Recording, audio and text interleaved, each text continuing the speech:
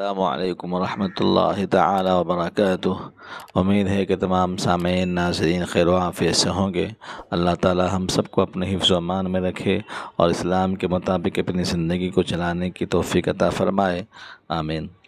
بسم اللہ الرحمن الرحیم۔ صرف 5 منٹ کا مدرسہ قرآن و حدیث کی روشنی میں۔ نمبر 1، اسلامی تاریخ۔ حضرت نوح علیہ السلام کی دعوت۔ جب لوگوں کی نافرمانی اور بت پرستی پر دنیا عام ہو گئی تو اللہ تعالیٰ نے ان کی ہدایت اور رہنمائی کے لیے حضرت نوح علیہ السلام کو نبی بنایا۔ انہوں نے لوگوں کو نصیحت کرتے ہوئے اور دین کی دعوت دیتے ہوئے فرمایا، تم صرف اللہ کی عبادت اور بندگی کرو اور تمہارے گناہوں کو معاف کر دے گا۔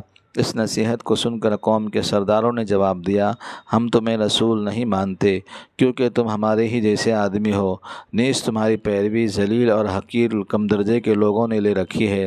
حضرت نوح علیہ السلام نے فرمایا، اللہ تعالیٰ کے یہاں سعادت اور نیک بختی کا دار و مدار مال و دولت پر نہیں ہے بلکہ اللہ کی رضامندی اور اخلاص نیت پر ہے۔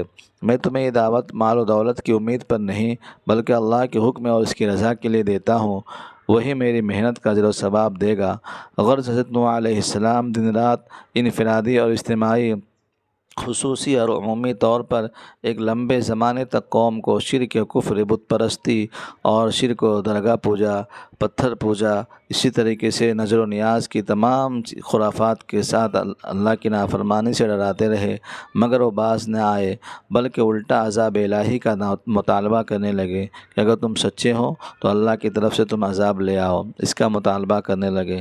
نمبر 2، حضور کا معجزہ۔ درخت کا حضور کو اطلاع دینا۔ ایک مرتبہ کسی نے حضرت مسروق رحمۃ اللہ علیہ سے پوچھا کہ جس رات جناتوں نے حضور کا قرآن سنا تھا اس رات آپ صلی اللہ علیہ وسلم کو جناتوں کی حاضری کی اطلاع کس نے دی تھی؟ تو حضرت مسروق رحمۃ اللہ علیہ نے فرمایا، مجھے حضرت عبداللہ بن مسعود رضی اللہ تعالیٰ عنہما نے خبر دی ہے کہ اس رات رسول اللہ صلی اللہ علیہ وسلم کو جناتوں کے بارے میں ایک درخت نے بتایا تھا، بخاری۔ نمبر 3، ایک فرض کے بارے میں۔ نمازی پر جہنم کی آگ حرام ہے۔ رسول اللہ نے فرمایا، جو شخص 5 نمازوں کی اس طرح پابندی کرے کہ وضو اور اوقات کا اہتمام کرے، رکوع اور سجدہ اچھی طرح کرے اور اسی طرح نماز پڑھنے کو اپنے ذمہ اللہ تعالیٰ کا حق سمجھے تو اس آدمی کو جہنم کی آگ پر حرام کر دیا جائے گا۔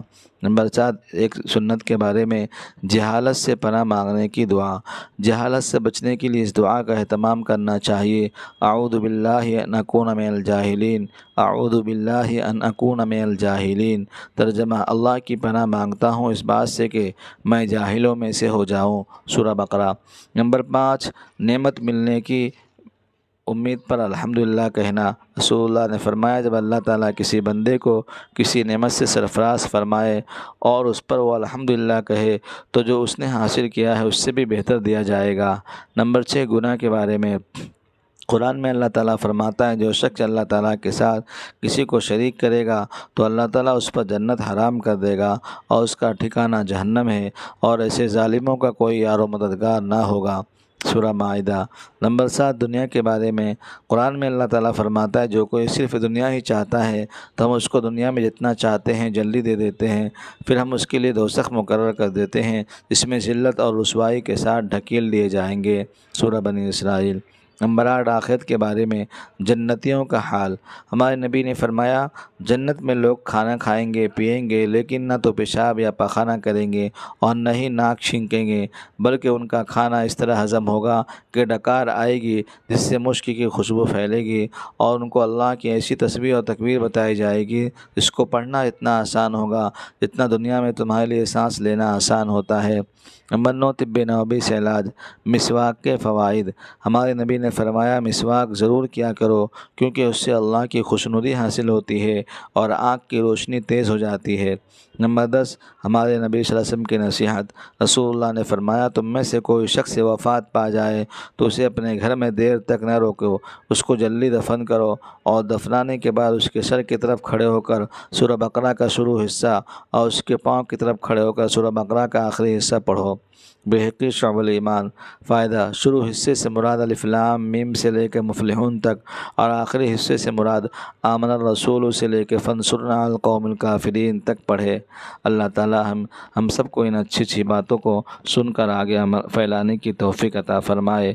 وما علینا الا البلاغ المبین۔ والسلام علیکم ورحمۃ اللہ تعالی وبرکاتہ۔